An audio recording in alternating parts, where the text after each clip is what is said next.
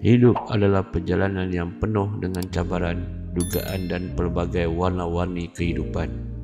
Ada kalanya kita merasa bahagia dan tenang, tetapi ada juga saat-saat di mana kita terjatuh, teruji dengan kesusahan, kehilangan dan kekecewaan yang mendalam. Dalam setiap perjalanan itu, manusia sentiasa mencari satu perkara yang paling didambakan, iaitu ketenangan. Tapi apakah sebenarnya ketenangan itu? Adakah ia bermaksud hidup tanpa masalah? Atau adakah ia bermaksud kita harus mengasingkan diri daripada dunia untuk mencapainya? Hakikatnya, ketenangan bukanlah ketiadaan masalah, tapi kemampuan untuk berdamai dengan segala yang berlaku di dalam hidup kita. Ia adalah perasaan tenteram di hati, di mana kita tidak lagi dikawal oleh ketakutan, kemarahan atau kesedihan. Namun untuk mencapai ketenangan bukanlah sesuatu yang mudah. Ia memerlukan usaha, kesabaran dan perubahan dalam cara kita melihat kehidupan.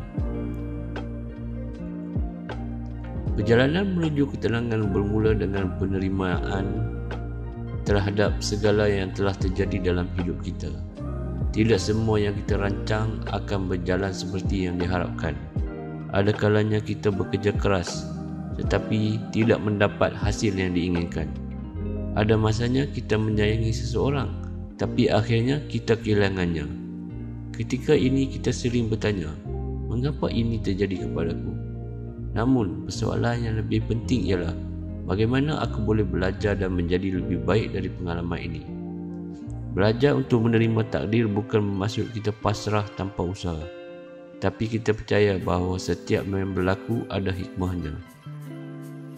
Apabila kita belajar menerima dan bersyukur dengan apa yang kita miliki, hati kita akan lebih tenang dan tidak terlalu terbeban dengan perkara yang di luar kawalan kita.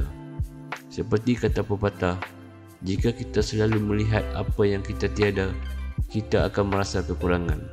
Tetapi jika kita menghargai apa yang kita ada, kita akan merasa cukup.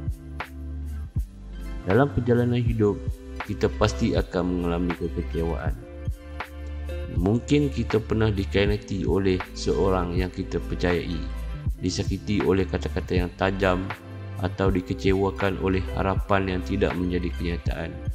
Luka ini jika dibiarkan akan terus menyekat kita dari merasa tenang. Ramai yang hidup dalam bayangan masa lalu, masih menyimpan dendam atau kesedihan yang mendalam. Namun memegang luka lama hanya akan membebankan kita. Melepaskan bukan bermaksud kita melupakan, tapi ia adalah satu tindakan untuk membebaskan diri daripada beban yang tidak lagi memberi manfaat. Ketika kita belajar memaafkan, bukan saja kita membebaskan orang lain daripada kesalahan mereka, tetapi kita juga membebaskan diri kita sendiri daripada belenggu emosi yang menyakitkan.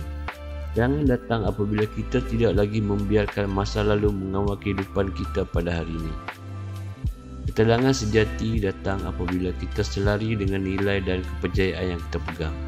Setiap manusia mempunyai caranya sendiri untuk mencari ketenangan. Ada yang menemuinya dalam ibadah dan mendekatkan diri kepada Tuhan. Ada yang merasa tenang apabila berada di alam semula jadi, dan ada yang menemui kedamaian dengan membantu orang lain. Apapun caranya, ketenangan wujud apabila kita merasa bahawa hidup kita mempunyai makna dan tujuan.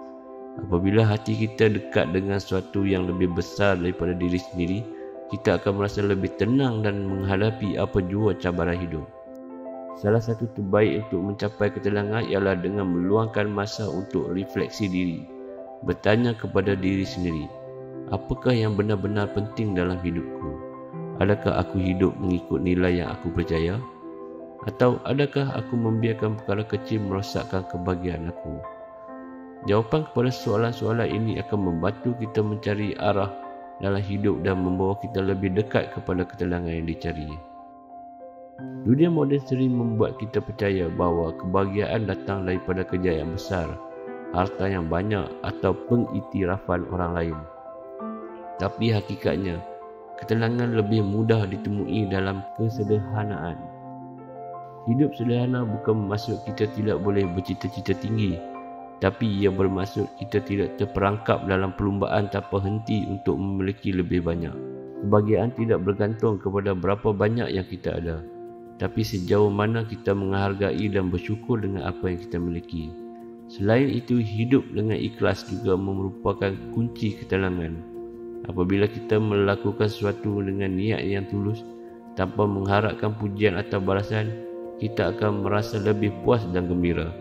Ikhlas adalah ketika kita memberi tanpa mengharapkan sesuatu kembali, dan apabila kita berbuat baik bukan untuk dikenali, tapi kerana kita percaya ia adalah perkara yang betul untuk dilakukan. Salah satu perkara yang paling penting dalam mencari ketenangan adalah belajar untuk berdamai dengan perjalanan hidup kita sendiri. Setiap orang mempunyai jalan cerita yang berbeza. Ada yang berjaya pada usia muda, ada yang mengambil masa bertahun-tahun untuk mencapai impian mereka. Ada yang bertemu cinta sejati dengan mudah.